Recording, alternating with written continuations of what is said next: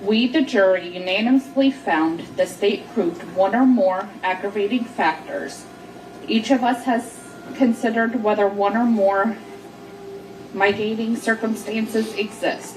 Each of us has weighed whether the proven aggravating factors are sufficient and whether the proven aggravating factors outweigh any proven mitigating circumstances. We have further considered whether Wade Wilson should be sentenced to life in prison without the possibility of parole or death. We, the jury, find by a vote of 9-3 that Wade Wilson should be sentenced to death. Il y a des histoires qui commencent avant même que leur protagoniste puisse en être conscient. Celle de Wade Steven Wilson commence le 20 mai 1994 dans la ville de Fort Myers, en Floride. Né de parents adolescents incapables de s'occuper de lui, il est adopté très tôt par Steve et Candace Wilson, un couple qui l'élève à Tallahassee avec tout l'amour dont ils sont capables.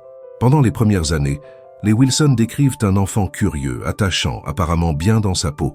Mais vers l'âge de 13 ans, quelque chose se fissure. Les proches remarquent un changement profond, isolement, méfiance envers les autres et une consommation de substances qui ne fera que s'aggraver avec le temps. Ce qui déclenche ce basculement reste flou, mais les conséquences, elles, seront dramatiques. C'est ce que nous allons tenter de comprendre, mais toujours sur la base des preuves.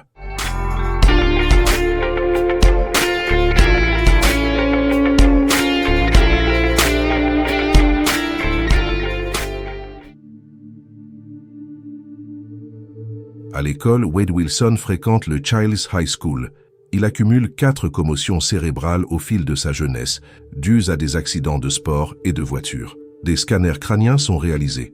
Aucune fracture, aucune hémorragie visible. Mais une IRM plus approfondie n'est jamais effectuée. Des années plus tard, des neurologues mandatés par sa défense affirmeront que ces traumatismes ont laissé des traces invisibles mais bien réelles sur son cerveau. À un moment de son adolescence, la date exacte n'est pas précisée dans les documents judiciaires. Il est hospitalisé de force pour une évaluation psychiatrique, ce que la loi floridienne appelle le Baker Act. Il en ressort le lendemain. Aucun traitement à long terme n'est mis en place. Pour certains membres de sa famille, c'est précisément là que le système a failli. Dès 2012, Wade Wilson commence à accumuler les démêlés avec la justice dans le comté de Léon. Cambriolage, agression, infractions liées aux armes à feu, son casier prend forme rapidement. En novembre 2013, il est condamné à une peine de prison pour cambriolage et vol qualifié. Il est libéré en septembre 2014. En 2015, une femme l'accuse de l'avoir agressé dans son véhicule après une soirée. Les charges retenues sont graves, agression sexuelle et séquestration. Mais lors du procès, le jury l'acquitte. Les raisons exactes de ce verdict ne sont pas détaillées dans les comptes rendus publics. En 2017, il est de nouveau incarcéré, cette fois pour vol d'armes à feu. Il sort en juillet 2018. La même année, son nom apparaît dans une affaire de complot pour meurtre impliquant une certaine Denise Williams, accusée d'avoir commandité l'élimination de son mari, Mike Williams. Wilson, alors codétenu de l'époux, aurait reçu une enveloppe contenant $20 000 pour réaliser l'acte. Il affirme avoir refusé et s'être confié à la police. Il figure brièvement dans un documentaire sur cette affaire, à titre de témoin. En février 2019, une ex-petite amie le dénonce pour agression et étranglement. Les enquêteurs n'établissent pas de cause probable suffisante pour une arrestation. En juillet 2019, il est tout de même arrêté pour une nouvelle affaire de coups et blessures. Il est en liberté quelques semaines plus tard. Le 7 octobre 2019, tout bascule. Ce soir-là, Wade Steven Wilson entre dans un bar de Fort Myers appelé Buddha Live. La musique joue, l'atmosphère est détendue. C'est là qu'il croise Christine Melton, 35 ans, et son amie Stephanie Sailors. Les trois discutent, boivent. La nuit s'étire. Ils finissent par rejoindre la maison d'un certain Jason Shepard pour continuer la soirée pendant quelques heures. Aux premières lueurs du matin, le groupe se rend chez Christine Melton à Cape Coral. Stephanie Sailors rentre chez elle. Wade Wilson reste seul avec Christine. Ce qui se passe ensuite dans cet appartement, seul Wilson le sait avec certitude. Ce que les enquêteurs établiront plus tard, c'est que Christine Melton est retrouvée sans vie, victime d'étranglement. Wilson prend son véhicule et disparaît.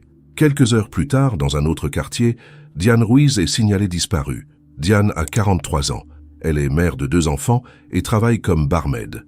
Selon la reconstitution des faits présentés au procès, Wilson l'aborde dans la rue sous prétexte de lui demander une direction vers une école. Elle monte dans le véhicule. Elle n'en ressortira pas vivante. Son corps est retrouvé 3 jours plus tard dans un champ situé derrière un entrepôt commercial. Elle est identifiée grâce à un tatouage dans le dos. Entre les 2 meurtres, Wade Wilson appelle son père biologique, Steven Testaseka. Ce coup de téléphone sera l'un des éléments les plus accablants du procès. Selon le témoignage de Testaseka devant le jury, son fils lui dit, ces mots sont rapportés par le père sous serment, qu'il est un tueur, et lui décrit ce qu'il vient de faire. Le père, comprenant la gravité de la situation, prétend vouloir lui envoyer un taxi pour obtenir sa localisation précise. Puis il alerte immédiatement la police. Le même soir, Wilson se rend chez Melissa Montanez, une ancienne compagne. Il y commet une agression. Elle appelle les secours. Les forces de l'ordre localisent Wilson au volant du véhicule de Melissa, non loin d'un restaurant de fruits de mer sur la première rue ouest de Fort Myers. Il tente de l'intercepter. Il prend la fuite. Dans sa course, il s'arrête dans les locaux d'une entreprise d'imprimerie. Il demande de l'aide au responsable, un dénommé Josh Litz, et lui dit spontanément qu'il a tué quelqu'un. Litz compose le numéro d'urgence. Wilson s'enfuit à nouveau, fracture la porte d'une maison appartenant à un couple parti en voyage, Kent et Fanny Hamelin, et s'y réfugie. Le 8 octobre 2019, il est arrêté. Il est placé en détention sans possibilité de liberté sous caution. En novembre 2019, Wade Steven Wilson est inculpé pour 2 meurtres au premier degré, ainsi que pour plusieurs autres infractions. Le procès ne débutera que près de 5 ans plus tard, une attente due au décès de son premier avocat, à la pandémie mondiale et à plusieurs incidents survenus pendant sa détention. Car la période d'attente est loin d'être calme. En octobre 2020, Wilson et son co-détenu sont accusés d'avoir tenté de s'échapper de la Lee County Core Facility en sabotant une fenêtre de leur cellule. Wilson est identifié comme le principal instigateur du plan, qui incluait également l'organisation d'un véhicule de fuite à l'extérieur. En avril 2023, un chien renifleur de la police découvre 2 paquets de substances donnant un résultat positif pour la méthamphétamine dans sa cellule, accompagnés de cigarettes, de briquets et de pilules. Une enquête révèle un réseau d'introduction de drogue depuis l'extérieur, impliquant plusieurs personnes. Wilson frôle la mort lors d'une surdose au Lee County Jail. 5 personnes sont inculpées dans cette affaire.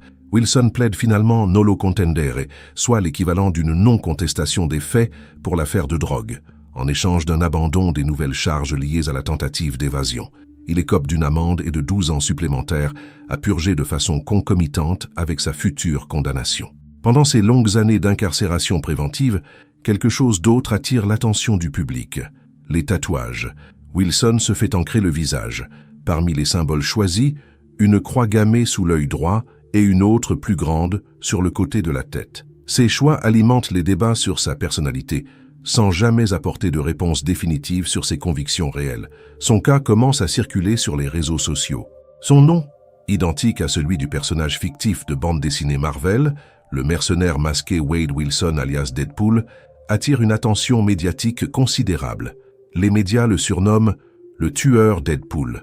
Des milliers de messages arrivent en prison, dont certains expriment une fascination malsaine. Selon des documents cités dans les médias locaux, il reçoit près de 4000 lettres, dont plus de 160 contenant des images inappropriées. Ce phénomène suscite l'indignation des familles des victimes.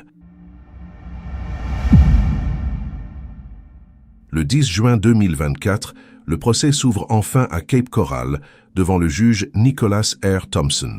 Le 2 juin 2024, le jury rend son verdict après environ 2 heures de délibération. Wade Steven Wilson est reconnu coupable de 2 meurtres au premier degré, ainsi que de vol qualifié, de violation de domicile, de voies de fait et de vol simple. La phase de la peine commence. L'accusation et la défense s'affrontent sur un terrain complexe, celui de l'esprit humain. Pour la défense, l'avocat Lee Hollander plaide que Wilson était dans un état de conscience altéré au moment des faits, fortement intoxiqué par l'alcool et les drogues, et que cela compromettait sa capacité à préméditer les actes. La défense ne plaide pas l'irresponsabilité pénale totale, mais cherche à écarter l'idée d'un acte pleinement conscient et planifié. Des experts psychiatriques et neurologiques témoignent à la barre. Le neurologue de la défense, le docteur Marc Rabineau, présente des examens cérébraux récents montrant, selon lui, des signes de traumatisme et des déficits cognitifs susceptibles d'expliquer certains comportements impulsifs de Wilson. Un neuropsychologue de la défense évoque également des antécédents de dépression, d'anxiété, de troubles bipolaires et de troubles schizoaffectifs. L'accusation répond coup pour coup. Son expert forensique affirme que les éléments présentés ne suffisent pas à établir un trouble psychotique caractérisé et que l'explication la plus cohérente pour le comportement de Wilson reste l'abus chronique de substances. Le neuropathologue de l'accusation, le docteur Thomas Coyne, déclare pour sa part n'avoir identifié aucun dommage crânien ou cérébral significatif. L'avocat Kevin Shirley lit devant la cour une lettre rédigée par les parents adoptifs de Wade Wilson. Dans ce texte poignant, Steve et Candace Wilson ne cherchent pas à excuser les actes de leur fils. Ils reconnaissent la souffrance des familles et des victimes, mais ils demandent au juge d'épargner la vie de l'homme qu'ils ont élevé, en soulignant que le système de soins psychiatriques a failli à plusieurs reprises face à un jeune homme en détresse. Le 27 août 2024, le juge Nicholas R. Thompson prononce la sentence. Le jury avait recommandé la peine capitale par 9 voix contre 3 pour le meurtre de Christine Melton et par 10 voix contre 2 pour celui de Diane Ruiz. Le juge suit ces recommandations et condamne Wade Steven Wilson à la peine de mort pour chacun des 2 meurtres. Il écope également de 21 ans supplémentaires pour les autres infractions, à purger de manière concomitante. Selon les déclarations rapportées par son avocat lors de l'audience, Wilson aurait demandé à être transféré vers le couloir de la mort le plus rapidement possible. En juillet 2025, Wade Steven Wilson est transféré au Suwannee Correctional Institution, un établissement qui ne possède pas de quartier de condamnés à mort officiel. À la fin du mois d'août 2025, il est transféré à l'Union Correctional Institution de Rayford, en Floride, où il réside désormais dans le quartier des condamnés à mort. Il a fait appel de sa condamnation devant la Cour suprême de Floride. Aucune date d'exécution n'a été fixée à ce jour. La procureure Amira Fox, lors d'une conférence de presse après la sentence, a déclaré que justice avait été rendue pour Christine Melton et Diane Ruiz. Les familles des 2 victimes ont exprimé leur soulagement, tout en soulignant que rien ne pourrait effacer l'absence de celles qu'elles ont perdues. Cette affaire soulève des questions qui dépassent largement le cas de Wade Steven Wilson. Elle interroge notre rapport au système de soins psychiatriques, à la récidive, à la responsabilité pénale face à des troubles mentaux avérés ou allégués. Elle questionne aussi la fascination qu'exercent certains criminels sur une partie du public, une fascination qui, dans ce cas précis, a choqué et blessé les familles endeuillées. Christine Melton avait 35 ans, Diane Ruiz en avait 43. Elles avaient des proches, des projets, des vies entières devant elles. Ce sont elles que cette histoire ne doit pas oublier.